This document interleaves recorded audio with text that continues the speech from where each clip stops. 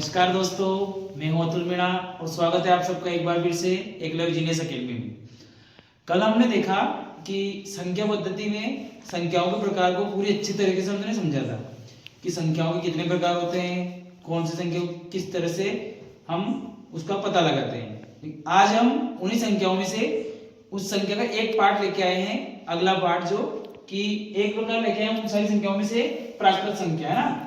प्राकृत संख्याओं से जुड़ी हम कुछ विशेषताएं जानेंगे यहाँ पर और उसके बाद हम देखेंगे कि कुछ सवाल जो पूछता है एग्जाम में किस टाइप से पूछता है और कहाँ से पूछता है प्राकृत संख्याओं में, उसके बारे में हम आज के इस टॉपिक में जानकारी देखेंगे। ठीक है, कुछ सवाल भी बताऊँ मैं आपको इसमें कि किस टाइप के सवाल पूछे जाते हैं और उनसे जुड़े हुए सूत्र लेके आए हम।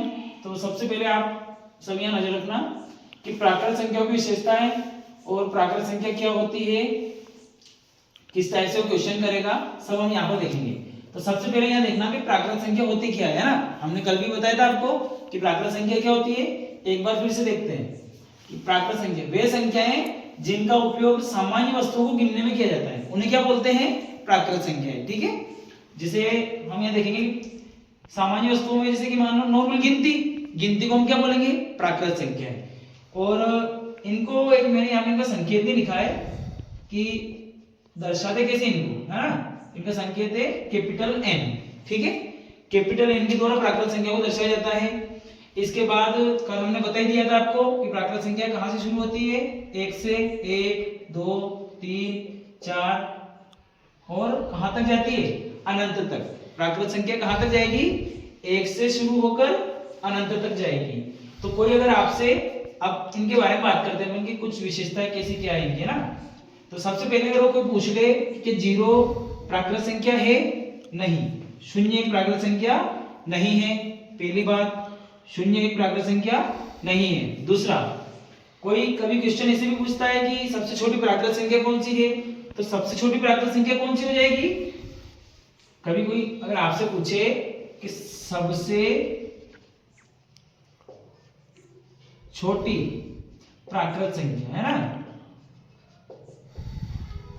सबसे छोटी प्राकृत संख्या क्या हो जाएगी, वो हो जाएगी 1।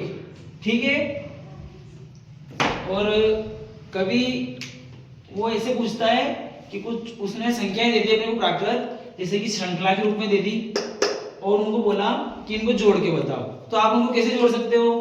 कभी बोल दिया उसने कि विषम संख्या भी प्राकृत संख्या के अंदर ही आती है। कल हमने देखा था प्राकृत संख्या के 4 भाग होते हैं, कौन कौन से, पहला सम, विषम, भाज्य और अभाज्य। ठीक है, उसमें से 1 2 मैंने यहाँ पे लिखे हैं, पहला है प्राकृत, दूसरा प्राकृत लिखा है, उसके 2 पार्ट अलग से हमने यहाँ पे लिखे हैं कि प्राकृत में एक तो विषम का लिखा है और एक और सम संख्याओं का, है ना। जो पूछता है उनमें से हमने यहाँ पे लिखा है। तो सबसे पहले हम देखेंगे वो किस तरीके से पूछेगा।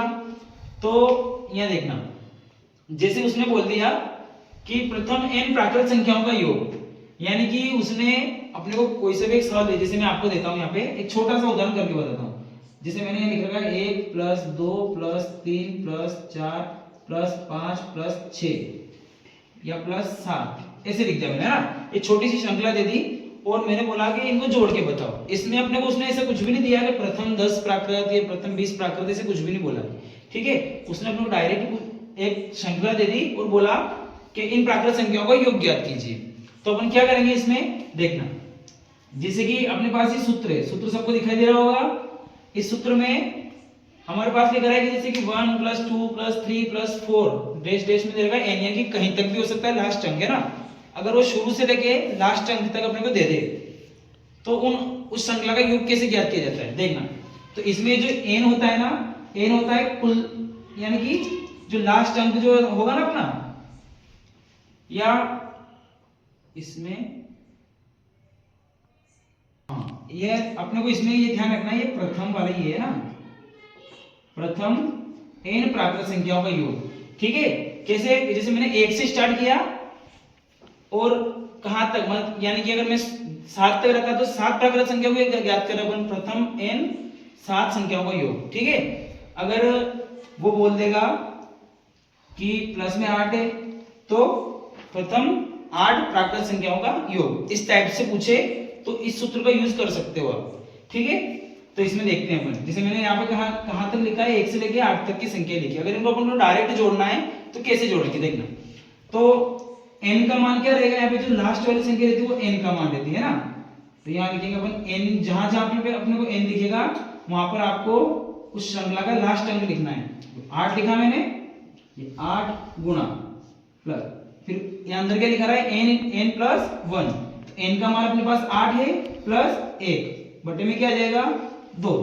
अब इसको देखते हैं हम कि 8 ऐसा कैसे गुणा 8 और 1 कितना हो गया 9 और बटे में आ गया 2 से कट जाएगा, 2 चौके 8, तो 9 का पहाड़ा 4 बार बोलेंगे कितना हो जाएगा 9 चौक 36। ठीक है, ये अपने पास आंसर आ गया। अब इसको जोड़ के देख लेते हैं अपन कि आंसर सही आएगा नहीं है। तो इसको जोड़ते हैं, 1 और 2 कितना हो गया 3, 3 और 3 6, 6 और 4 10, 10 में 5 जोड़ेंगे कितना हो जाएगा 15, 15 और 6 21, 21 में 7 जोड़ो, 21 में 7 जोड़े तो कितना आ गया 28, 28 और 8 कितना हो गए 36। ठीक है, इसी प्रकार से ये मैंने एक छोटी सी श्रृंखला ली थी आपके पास में।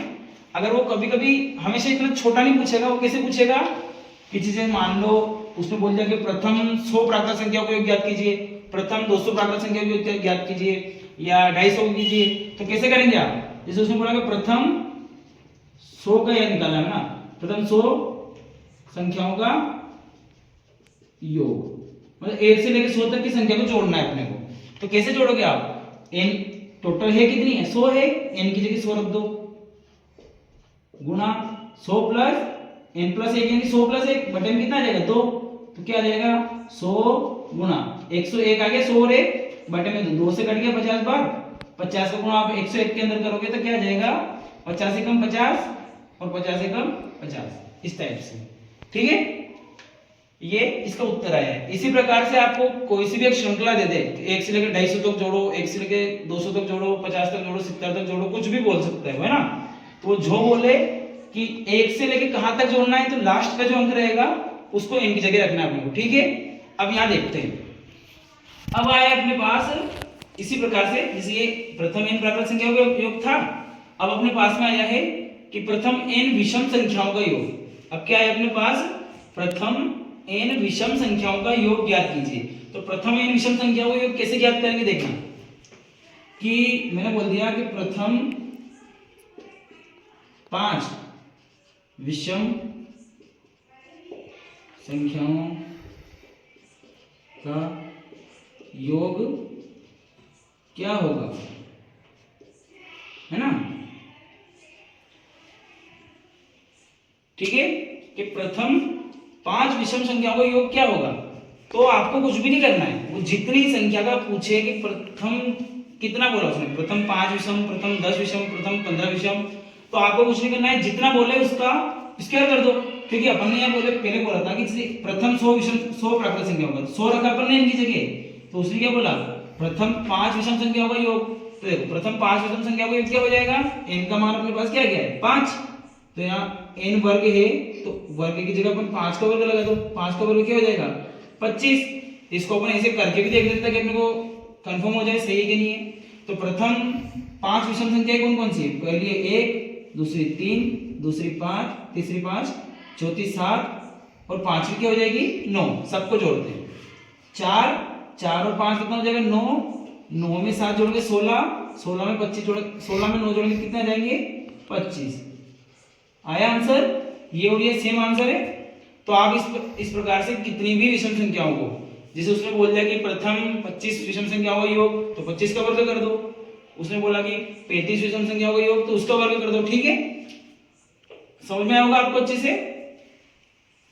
और अगर आपको फिर भी कोई डाउट हो तो आप कमेंट बॉक्स में हमसे पूछ सकते हो, हम आपको उसका रिप्लाई जरूर देंगे, है ना।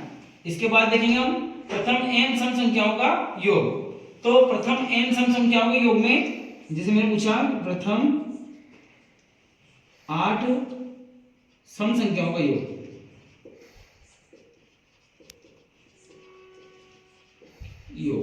तो पहले ये देखेंगे अपन कि सम संख्याओं के योग का सूत्र क्या है अपने पास, n इंटू n प्लस 1।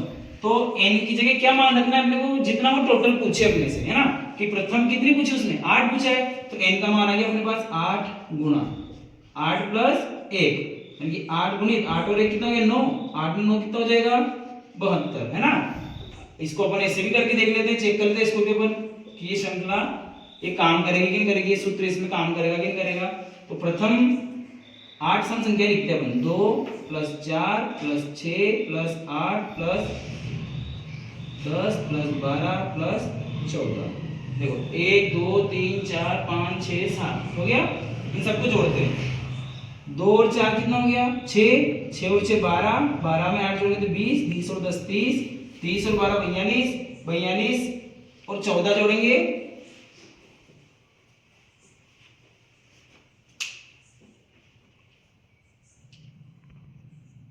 अच्छा देखो अपन ने यहाँ पे कितनी संख्या देखी थी 8, मैंने कितनी लिखी 1 2 3 4 5 6 7, सॉरी यहाँ पे क्या जाएगा 16, 8 संख्या हो गई। अब वापस से जोड़ते हैं, 4 और 2 कितना हो गया 6, 6 और 6 12, 12 और 8 जोड़ेंगे तो 20, 20 और 10 30, 30 में 12 जोड़ो 30 और 12 हो जाएगा 42, 42 में 14 जोड़ेंगे अपन, तो 42 में 14 जोड़ेंगे तो 56, है ना। और इसमें फिर 16 जोड़ेंगे तो कितना हो गया 6 और 6 12 का 2 से 1, 5 और 1 6 और 1 7, 72 आया। और सेम ये अपना आंसर था, है ना। इसी प्रकार से अगर वो कभी भी आपसे पूछ ले कि प्रथम 15 सम संख्याओं का योग, प्रथम 16 सम संख्याओं का योग, कैसे भी अगर वो जितना भी आपसे पूछ ले तो जितनी संख्या बोली उसने डायरेक्ट उसको इस सूत्र के अंदर रखो n का मान और डायरेक्ट करो, ठीक है। आप जब वो कुछ बड़ी या ज्यादा संख्याओं का योग पूछेगा, अगर ऐसे करोगे तो आपको बहुत टाइम लगेगा, है ना। और अगर ऐसे करोगे तो आप उसको 5 सेकंड में कर सकते हो। अब इधर देखते हैं, अब अपने पास आया कि n प्राकृत संख्याओं के वर्गों का योग, है ना। प्रथम n प्राकृत संख्याओं के वर्गों का योग, इसमें हम प्रथम लिखना भूल गए तो आप ध्यान रखें कि प्रथम n प्राकृत संख्याओं के वर्गों का योग। तो उसने मान लो जैसे कि आपने एक उदाहरण दिया कि प्रथम 6 प्राकृत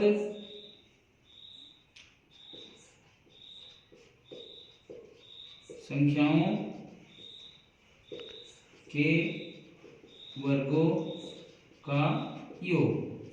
तो सूत्र के हिसाब से देखें तो n का मान अपने पास क्या है 6, तो देखो 6 यानी कि n की जगह पर मान रख के देख, सबसे पहले सूत्र लगा लो n × n + 1, वो क्या आ जाएगा 2n + 1 बटे में क्या आ जाएगा 6, मान रखते हैं हम यहाँ पे। तो n का मान 6 है, गुणा 6 + 1, फिर अगले क्वेश्चन में 2 × 6 + 1 और बटे में क्या आ जाएगा 6, 6 से 6 कट जाएगा, 6 और 1 कितना हो गया 7, 2 × 6 12 और 1 13। तो यहाँ कुछ नहीं है, मतलब अपन यहाँ कोष्टक हटेगा तो क्या लगेगा गुणा, 6 दूनी 12, 12 और 1 क्या हो गया 13, 23 7 51, है ना। अपन इसको ऐसे जोड़ के भी देख लेते हैं। प्रथम 6 प्राकृत संख्या का वर्गों का योग, यानी कि 1 का वर्ग क्या हुआ 1, 2 का वर्ग क्या हुआ 4, 3 का वर्ग हुआ 9, 4 का हुआ 16, 5 का वर्ग हुआ 25 और 6 का वर्ग हुआ 36। तो इनको जोड़ते हैं, 4 और 1 कितना हो गया 5, 5 और 9 कितना हो जाएगा 14, 14 और 16 हो जाएगा 30, 30 में 25 जोड़ेंगे तो 55 और 55 में कितना जोड़ना है अपने को 36।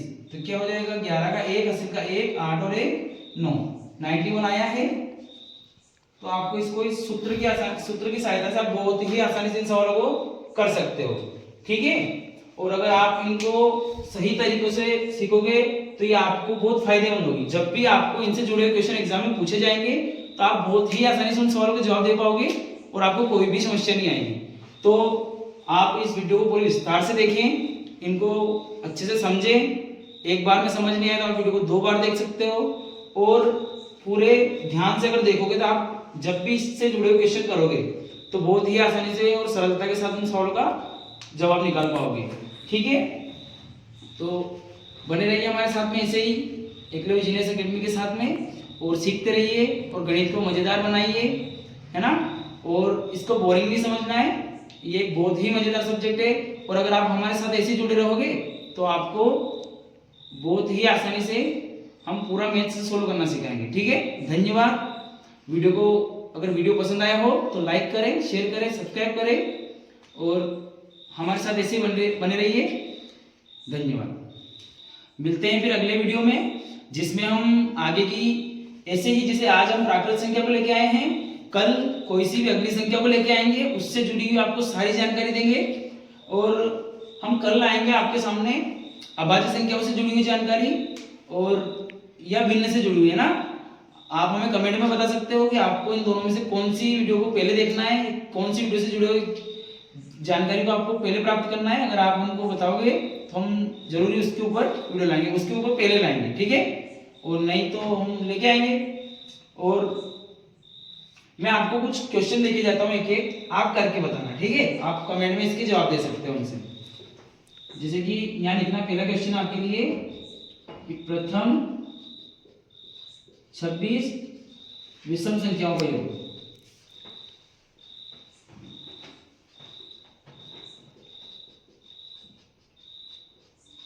ठीक है। एक और क्वेश्चन है आपके लिए कि प्रथम 35 सम संख्याओं का योग।